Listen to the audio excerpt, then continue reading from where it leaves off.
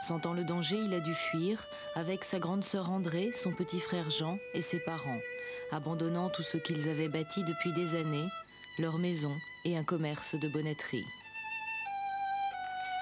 Pendant 4 ans, ils ont vécu dans la clandestinité, cachés sous de faux noms, sauvés par des Français pendant que d'autres Français les dépouillaient. Est-ce que votre père avait les moyens de se défendre contre tout ça?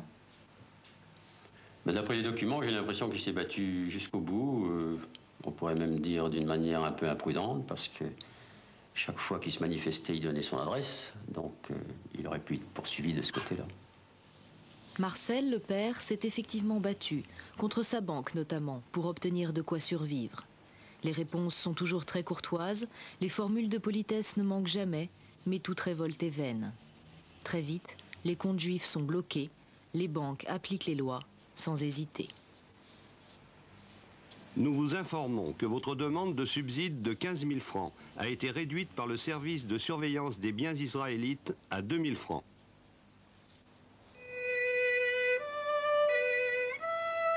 Même la maison familiale est mise en vente. Elle sera achetée par leur locataire, quelqu'un qui leur écrivait régulièrement, quelqu'un qu'ils croyaient être de leur côté. Ça a été un contexte, bon, dont certains ont voulu faire une affaire, ont profité de la situation. Pour faire une affaire, certainement en pensant qu'on ne reviendrait pas. Parce que le contexte était tel, bon, les arrestations, elles avaient eu lieu. Donc les Juifs étaient partis, et puis il y avait des chances qu'ils ne reviennent pas, donc autant profiter de l'aubaine. Mais Georges et sa famille sont revenus, bien décidés à rentrer dans leurs droits. Les lois leur sont devenues favorables, ils ont repris leur commerce et leur maison. Seul détail qui échappait au droit, le locataire n'a jamais voulu partir. Il était dentiste, avait une clientèle installée au 2e étage, et pendant 40 ans après la guerre, ils ont cohabité, le voisin du dessus et toute la famille, sans jamais en parler. Vous comprenez maintenant pourquoi vous en parliez peu à ce moment-là? Bon, on en parlait peu à ce moment-là parce qu'on n'avait pas envie de se faire remarquer, on revenait, donc je pense que tout le monde n'était pas tellement heureux qu'on revienne, donc on n'avait pas envie de faire de bruit. On préférait rester discret. Et vivre, et vivre. Il y avait encore une peur après la guerre? Je crois que cette appréhension, elle est restée. Et puis je pense qu'elle reste toujours. Et qu'au fond de nous-mêmes, on pense que tout peut recommencer. Et on a des éléments autour de nous qui nous permettent de le penser. Il faut rester vigilant.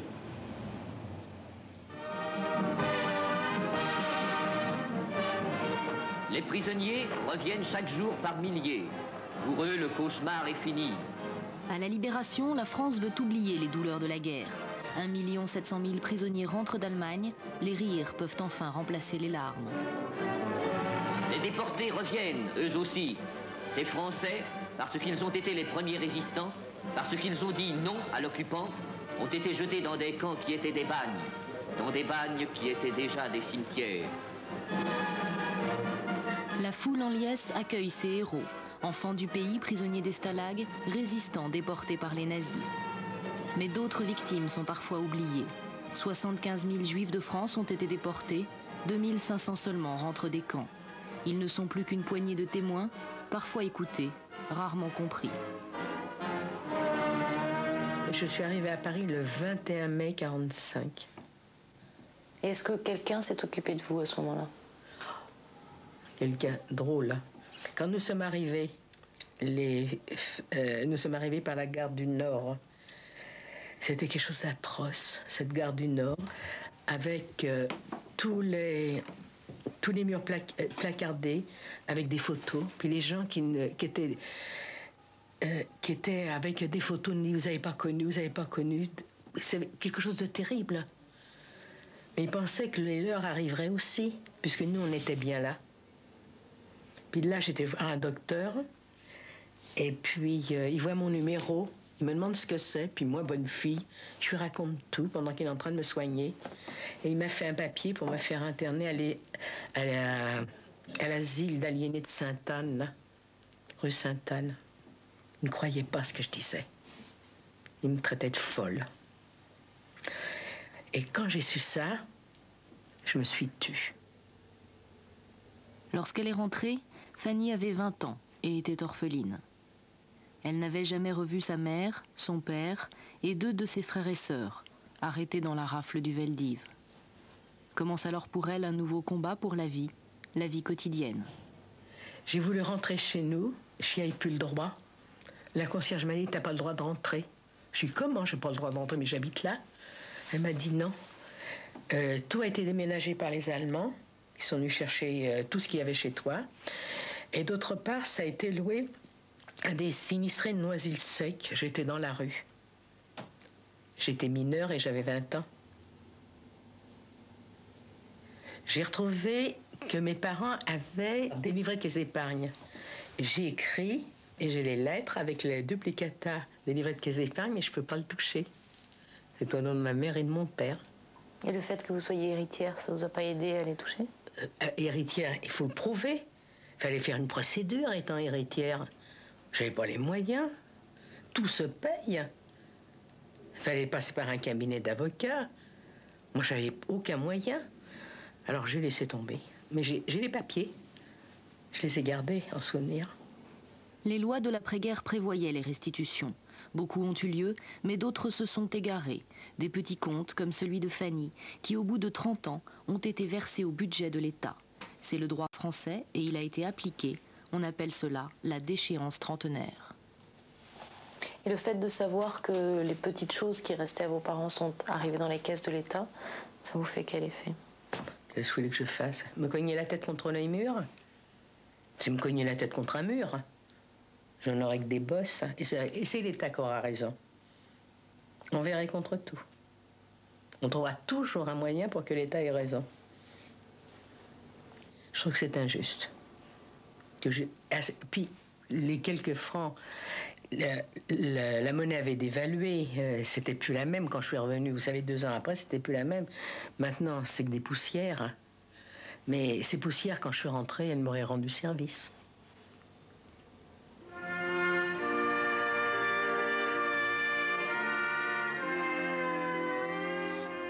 Il faut au moins un demi-siècle, dit-on, pour écrire l'histoire.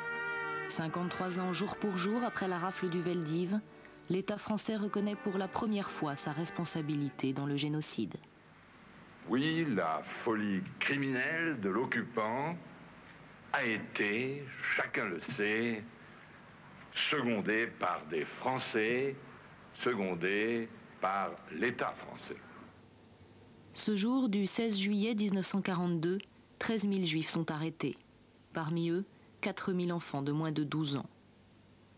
Le mythe des camps de travail s'effondre, l'opinion française commence à s'interroger sur ces fameuses déportations vers l'Est. Jusqu'alors, les arrestations et les internements des Juifs laissaient le plus souvent indifférents.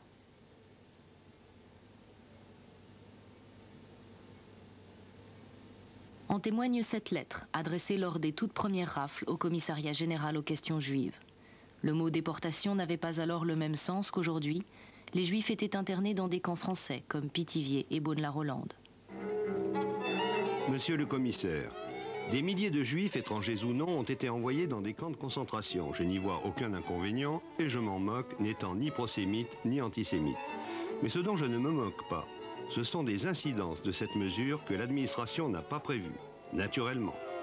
J'avais donné à réparer 2 paires de chaussures presque neuves à un petit cordonnier de la rue Le Mercier dont je ne savais rien, si ce n'est qu'il travaillait fort bien.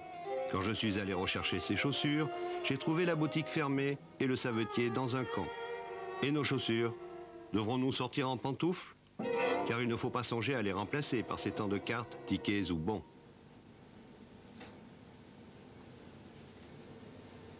Drancy, installé aux portes de Paris, fut le principal lieu d'internement français. Camp de transit pour 80 000 Juifs avant leur déportation vers l'Est. Le bâtiment, à peine achevé, devait accueillir des ouvriers de la région parisienne. Une cité HLM qui se transforme en univers carcéral, gardé par la préfecture de police jusqu'en 1943, avant d'être dirigée par un nazi, Alois Brunner.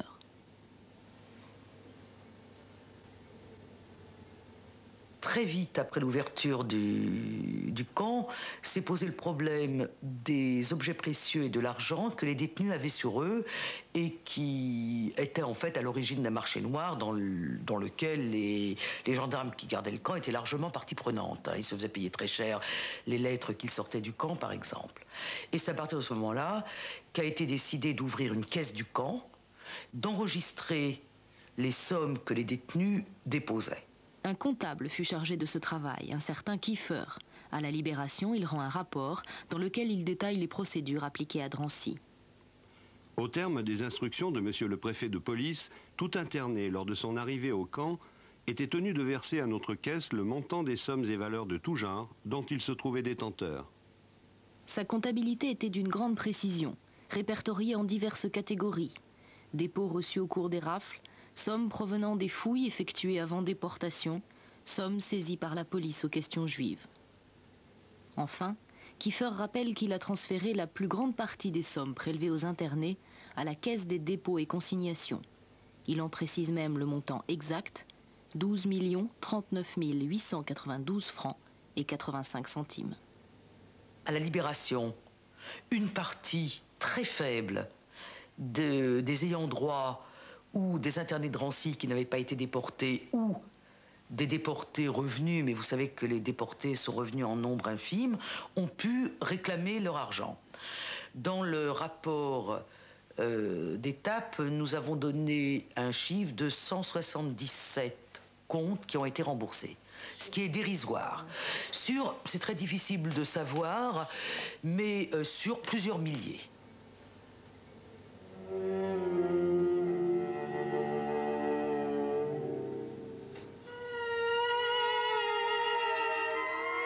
Les carnets remplis avec soin par Kiefer n'ont pas disparu.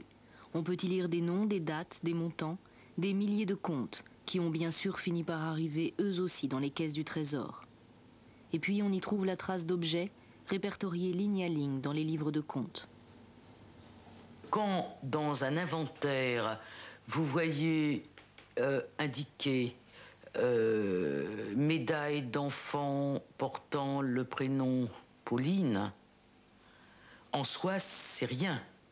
Mais vous savez que cet enfant qui s'appelle Pauline n'est pas revenu. Donc, nous connaissons la fin. Donc, l'horreur, elle est dans la minutie administrative, dans toutes ces petites indications, parce que l'on sait, et donc c'est là que l'imagination travaille, parce qu'on sait ce qui s'est passé après.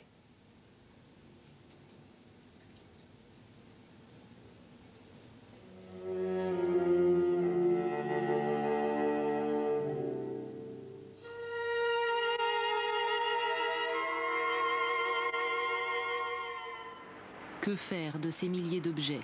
L'État français, une fois de plus, a trouvé la solution.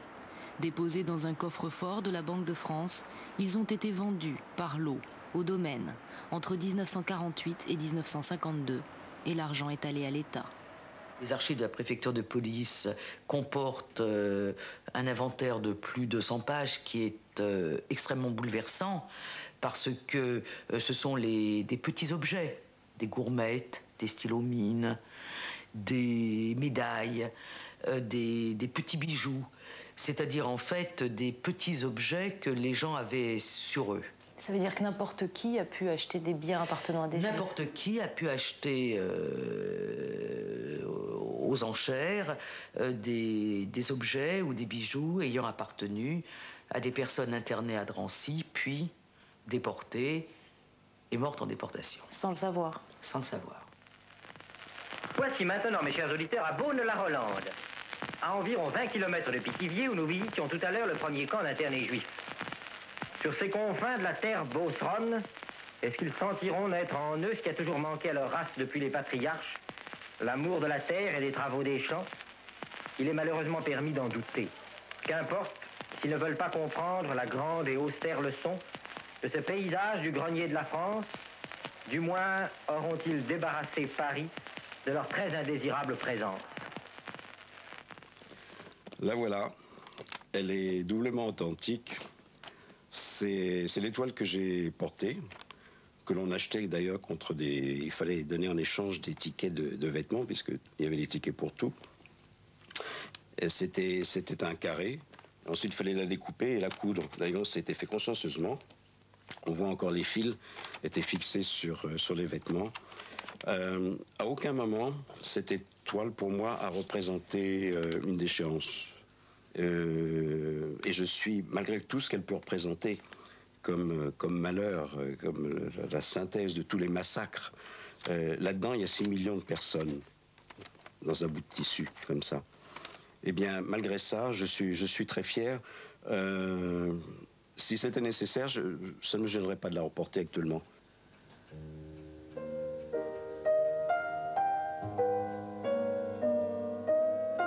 C'était son dernier Noël en famille, et Jean-Jacques ne savait pas alors qu'il était juif.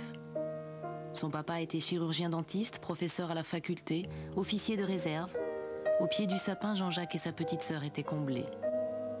Il comprit plus tard, lorsque son père fut arrêté sous ses yeux en décembre 41 et lorsque sa mère fut déportée pour fait de résistance en décembre 43.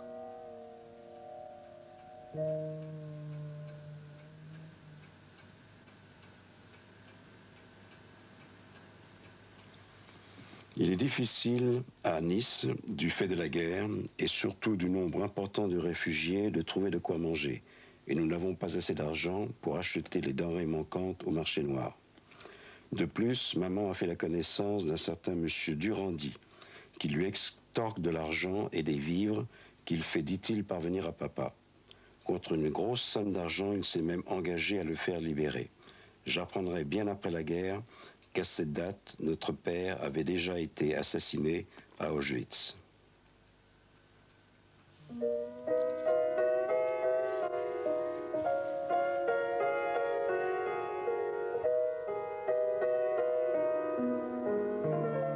Après des années de silence, Jean-Jacques est entré en révolte. Il a d'abord écrit un livre pour ses enfants, et puis il s'est retourné contre l'État français. Il vient de porter plainte pour recel, en mémoire de tout ce que ses parents ont perdu. Plus je vieillis, en définitive, plus je me reproche d'être en vie. Ça aurait été beaucoup plus logique et beaucoup plus terrible, bien sûr, aussi. Mais ça aurait été beaucoup plus logique et beaucoup plus humain pour moi, en définitive, de mourir, en même temps que mes parents. Parce qu'il y a un autre phénomène qui vient. Vous savez, la mort arrête le temps, enfin tout au moins le temps des gens qui vivent. Donc, quand mon père est mort dans le camp d'Auschwitz, il devait avoir 35 ans. Ma mère devait avoir à peu près 20, je ne suis pas sûr, mais 27, 28 ans à peu près. C'est-à-dire que maintenant, c'est moi qui suis vieux. C'est moi qui suis le guide, qui suis le responsable. Et en définitive, comme moi j'ai continué de vieillir, parce que là, je ne peux rien changer, ben, ils deviennent mes enfants. Ça a été mes parents. Quand moi j'étais faible et tout petit, j'avais besoin d'eux. Mais maintenant, c'est eux qui ont besoin de moi, même s'ils n'existent pas. Et cette plainte, c'est une façon de vous occuper d'eux comme des enfants aussi ? Oui, je pense que c'est ça. C'est pour ça aussi que je suis très attentif à tout ce qui se dit, tout ce qui s'écrit, tout ce qui se manifeste dans ce domaine. Mais quand je vois des documents, vous savez, quand je vois des photos, la première chose que je fais, je cherche des images. Je cherche des images de ma mère et de mon père, et je ne les trouve pas. Donc c'est une recherche que je fais. Et chaque fois, je ne peux pas m'empêcher. Mais j'ai vu des photos, je les ai montrées à Serge Klarsfeld, en lui disant, tiens, là, ces gens qui descendent du train, eh bien, c'était quel convoi? Parce que je sais dans quel convoi ils étaient. Donc, j'essaye toujours de trouver un visage. J'essaye toujours de trouver une trace. J'essaye toujours de trouver quelqu'un qui les a connus, qui peut me raconter quelque chose sur eux. C'est comme, comment dirais-je, quand son gosse, même quand il a 21 ans et que le soir il sort avec des copains, si à 1h du matin il n'est pas rentré, je m'inquiète.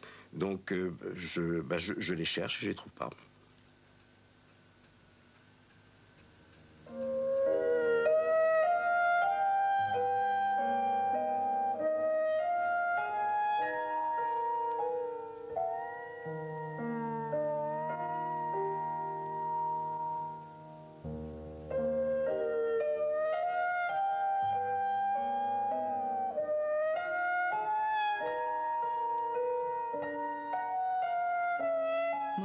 en 1939, fait prisonnier, le père de Jean-Jacques s'évade. En arrivant à Paris, il découvre les premières lois juives. Suppression de son permis de conduire, interdiction d'exercer sa profession, notification dans ses états de service de la mention juif. Je considère que mon père, qui était donc français, officier, responsable, etc., du jour au lendemain, on lui a retiré sa nationalité, on lui a retiré son statut d'officier, on lui a retiré ses responsabilités, donc il y a une spoliation morale. J'essaie de me mettre à la place de ce monsieur. Il y a une spoliation morale énorme et on lui a retiré tout. Jean-Jacques a conservé le dernier document officiel, adressé à son père, Roger Frankel, par l'administration française. Il était envoyé en recommandé à son domicile par le service de santé des armées. Par décision du 13 août 1942, prise à la suite de l'arrêté du 25 mars 1942, vous interdisant l'exercice de votre profession, vous êtes rayé des cadres des officiers de réserve. À cette date, son père était déjà mort à Auschwitz. De sa mère, Janine Frankel, il a gardé cette médaille de la reconnaissance française, attribuée en 1947 pour fait de résistance par le gouvernement de la République, à titre posthume.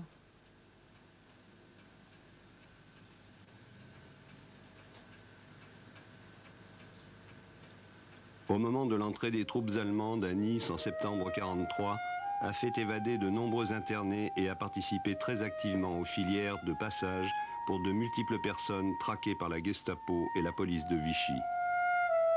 A été arrêté au cours d'une mission par les agents de la Gestapo, fut interrogé et battu, n'a rien révélé et a été très rapidement déporté. N'est point revenu.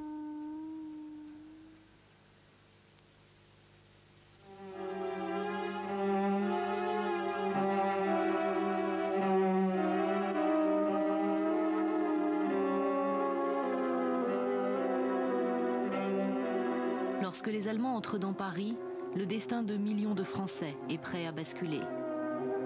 Combien savent alors de quel côté ils vont aller? Résistance, collaboration ou passivité? Rose Valland est l'une de ces petites jeunes femmes à la vie bien tranquille. Amoureuse des beaux-arts, elle a réussi à entrer au musée du jeu de paume depuis quelques années. Elle y travaille, entourée de chefs-d'œuvre, pour la simple beauté de l'art. Hitler aussi aimait les tableaux. Il a décidé d'en faire un butin de guerre. En 1940, il promulgue 2 décrets ordonnant la saisie de toutes les œuvres d'art appartenant à des juifs. Le jeu de paume devient son territoire. Il y entrepose les œuvres volées dans les musées ou chez les particuliers. Des dizaines de trains partent vers l'Allemagne, chargés de ce que la France possédait de plus beau. Göring vient en personne se servir au jeu de paume. Rose Valland assiste au pillage. Ne pouvant supporter cette idée, elle remplit des carnets de notes et du jour au lendemain se transforme en espionne. Au jour le jour, elle racontait à son directeur ce qui se passait au jeu de paume, les arrivées des tableaux qui étaient pris par les Allemands, les départs des tableaux en question à destination de l'Allemagne ou à destination de collections privées. Donc elle rendait compte, elle suivait au jour le jour tout ce qui se faisait au jeu de paume en matière de mouvement d'œuvres d'art. Et on voit très bien, là, je prends au hasard, elle envisage ce qui peut se passer. Celle-là, du 10 mars 1942, œuvres d'art modernes, indépendants, qui sont encore au musée du jeu de paume. Elles n'ont donc pas été envoyées en Allemagne et qui paraissent constituer une catégorie à part parce qu'elles ne sont pas conformes à l'esthétique du Troisième Reich. On pouvait espérer, en les voyant rester au musée, qu'à la suite de négociations, elles reviendraient peut-être à la France, mais elles paraissent maintenant plutôt devoir servir de monnaie d'échange, comme on peut le voir à la page 15 de cette liste, et suivait donc une liste de documents. Alors, c'est évidemment un ensemble de papiers très intéressant parce qu'il nous renseigne d'une manière quasi quotidienne sur ce qui s'est passé au jeu de paume, mais cet intérêt, pour aussi important qu'il soit, ne correspond quand même qu'à une petite partie de toute cette activité de spoliation, et notamment ne rend pas compte de ce qu'était l'activité allemande de l'année.